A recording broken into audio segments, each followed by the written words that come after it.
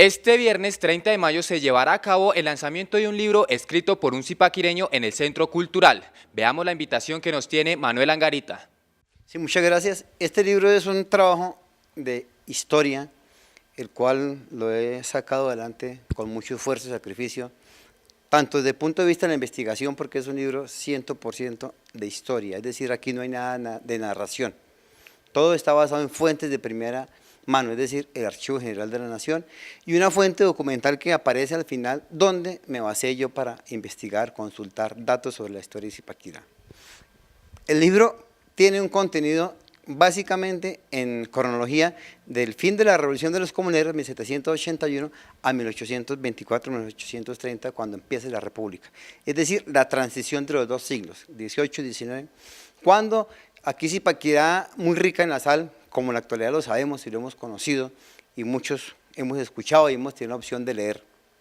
Había estado olvidado todo el trabajo de la sal. Me di la tarea de investigarlo, y aquí lo que le estamos presentando a la sociedad de Zipaquirá, con el patrocinio, desde luego, de Luis Eduardo León Romero, subsecretario de la Oficina de Cultura de Zipaquirá. Él me escuchó la propuesta de que publicáramos el trabajo, me dijo, listo, hagámoslo, y él se encargó de tramitar la parte de la financiación. Le agradezco una vez más a Jimmy, porque si no ha sido por él, estaríamos todavía guardando el manuscrito, el borrador, todo el contenido que se hizo antes de esto, para que hoy sea la oportunidad para decir a Zipaquirá, acá tenemos un trabajo para que tengan datos, información, curiosidades y realidades, más que todo, realidades de la historia de la sal en Zipaquirá.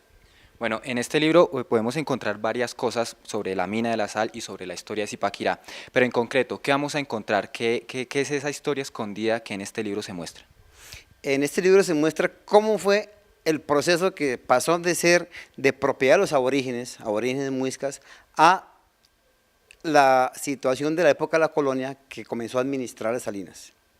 Entonces esa es una transición desde el punto de vista económico, donde los indígenas tenían una forma de producir la sal, cómo la elaboraban, y fue gracias a los panes de sal que hicieron los muiscas que Gonzalo Jiménez de Quesada llegó a este territorio, a Zipaquirá. Ellos llegaron buscando, Gonzalo Jiménez, buscando el oro blanco, ¿dónde está? Esa maravilla que teníamos, y aquí lo encontraron.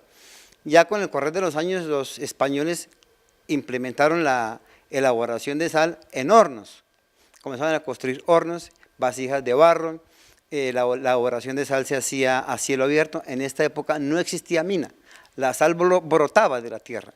Entonces brotaba la sal, y lo que hacían los aborígenes y lo que hacían después los mestizos nuestros era recoger la sal de los yacimientos salinos y ponerla en ebullición. Acá en este momento nunca existió explotación salina, nunca se abrieron huecos para lo que llamamos hoy el socavón para hacer la mina. Eso se vino haciendo después de que inclusive Alejandro Humboldt dijo en 1801, aquí no han avanzado nada, no han evolucionado. Hace cuánto que llegaron los españoles aquí y lamentable, continúan en mucho atraso. Fundamental lo que vamos a encontrar en este libro es cómo se manejaba la realidad económica frente a la explotación, quién cobraba, cuánto cobraban, a dónde vendían la sal, quién se beneficiaba con el producto de la sal. El beneficio de la sal, entre otras cosas, fue a parar a Bogotá, a los llamados hospicios. Hospicios eran casas donde albergaban a los niños huérfanos, o niños enfermos, ancianos, y con la producción de la sal se mantenían estos hospicios. También con parte de la producción de la sal, no toda, parte de la producción, se auspició la guerra de independencia de 1810 acá, lo que ya conocemos todos como el proceso de la independencia. Parte de los yacimientos salinos, el recurso que generó, apoyó, apalancó esa revolución de independencia. Bueno, también muchos sabemos que la sal en la antigüedad, en la época de los indígenas, era como un trueque, se hacía un trueque de alimentos por sal, era como el oro que se manejaba en esa época. ¿Por qué ha cambiado tanto ese reconocimiento de la sal? Antes era tan importante, hoy ya no es tan importante, antes era como más de agricultura, ahora es más de recurso económico. ¿Qué ha pasado con esto? Sí, realmente el trueque, pues, con el correr de los años tenía que cambiar, tenía que evolucionar. Aquí los indígenas elaboraban los panes de sal y caminaban de aquí hasta el Alto del Trigo. El Alto del Trigo es la loma, la cuesta que queda adelante de Villeta. Se iban con X cantidades de panes de sal al hombro, los dejaban ahí y regresaban hasta Villeta, y ahí estaban 2 días.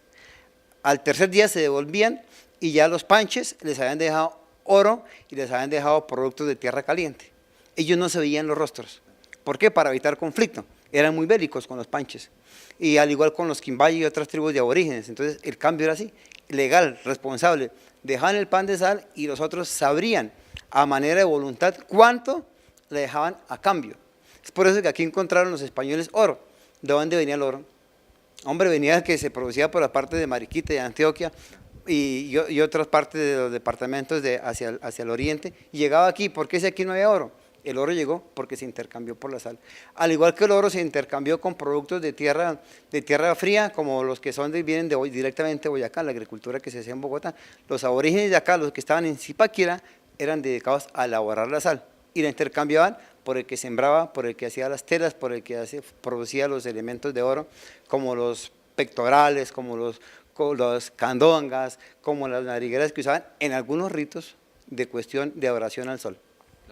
Pero recalcando otra vez la pregunta, ¿por qué antes era tan importante la sal y hoy ya no es tan importante? Porque se ha vuelto como en una cuestión más económica que en una cuestión más tradicional. Pues claro, la tradición tenía que quedar en algún momento porque la industria vino avanzando, la industrialización fue avanzando y hoy en día la sal se elabora industrialmente como la podemos estar observando que se está haciendo acá ahí mismo en Salinas, o como la están haciendo en Refisal, o como la hacen en Nemocón. Ya es una industria donde se coge el aguasal, se sacan más o menos unos 100, 120 derivados y ya la industrialización de la sal es todo un monopolio hoy en día. Zipaquirá no coge en sí el recurso salino le corresponde por naturaleza a nosotros, pero quien se está llevando la riqueza que produce la sal son otros. Ahí también tocamos esa partecita en el libro para que los invito a ustedes, a los que nos acompañen el día viernes 30 en el Centro Cultural de Zipaquirá, que la exposición va a ser un poco amplia, donde les vamos a hacer algunos pormenores y algunos van a tener la opción de conseguir el libro Cuando al oro blanco le cayó la sal. Claro, bueno, a ese punto también quería llegar. Mañana, el 30 de mayo, a fin de mes prácticamente, se va a realizar la exposición de este libro. Va a estar abierto a todo el público. ¿Quiénes pueden acceder a este libro y cuánto va a costar este libro? Pues vuelvo y informo, el libro no va a tener ningún valor. Inicialmente autoricé la impresión de 1000 ejemplares para que tenga más que todo un valor de cultura, un valor de conocimiento. El libro va a ir a algunos colegios, va a ir a las dependencias de la alcaldía, va a estar en las bibliotecas que tenemos acá, en la biblioteca regional, y desde luego vamos a tener la opción de obsequiar algunos libros a los asistentes que nos acompañen el día de mañana. Están invitados desde luego aquí las autoridades de Zipaquirá, muchos compañeros docentes van a estar acompañándonos a mirar el trabajo que se ha hecho, porque es un trabajo que se hace para Zipaquirá. Entonces yo lo denomino prácticamente un regalo que se le hace a Zipaquirá frente a otras actividades de tipo cultural que años atrás han querido hacer de mucho dinero y no ha quedado ninguno en la memoria nuestra. Bueno, entonces recordarle a todos los zipaquireños e invitarlos a que se acerquen este 30 de mayo en el Centro Cultural de acá del municipio de Zipaquirá. ¿A qué horas y en qué parte del Centro Cultural se va a realizar esta actividad? Esta actividad la quisimos realizar en el Centro Cultural, en la casa donde quedó el antiguo Santiago Pérez, diagonal a la cárcel. ¿Por qué? Porque es un sitio fácil acceso para la gente de aquí, Zipaquirá, movilidad de transporte, facilidad, y nos gusta que en el patio de la casa se nos preste para hacer un conversatorio. No vamos a tener ni tantos protocolos, ni tanto bombo y platillos, porque a mí personalmente no me gusta eso. A mí me gusta que hagamos las cosas con arte, con cultura, con transparencia, con elegancia, y todos podemos compartir de pronto algún diálogo con la gente que quiera que se amplíe un poquito más el tema de la sal, o que alguien quiera decir, bueno, cuando nos sentamos a hacer un conversatorio detenidamente sobre la sal, y con mucho gusto lo hacemos.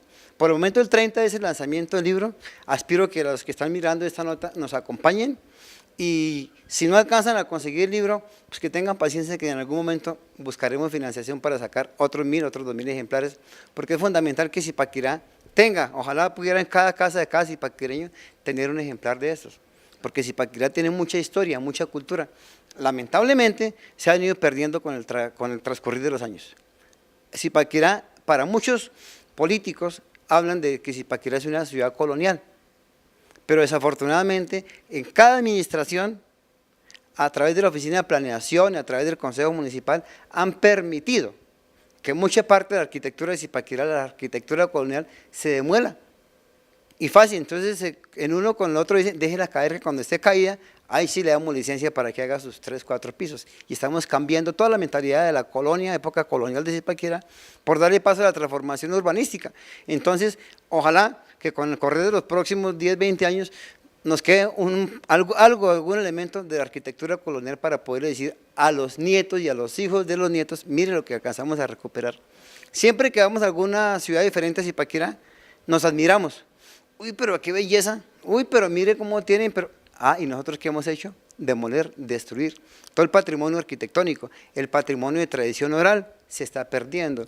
Ya hoy en día casi nadie fabrica el caramelito rojo, que era tan valioso en una época. Si ya por lo menos la estación del tren ya no prestan servicios únicamente para cuando llegue el tren sábados y domingos con los turistas, se invirtió un dinero y no está prestando ninguna función. Bueno, eso lo dejaremos para otro conversatorio porque realmente me invitaron a hablar del libro que yo escribí. Bueno, entonces recordémosle a todos los habitantes del municipio de Zipaquirá a qué horas va a ser esta actividad. Invitamos a la gente a las 5:30 para que empecemos a las 6.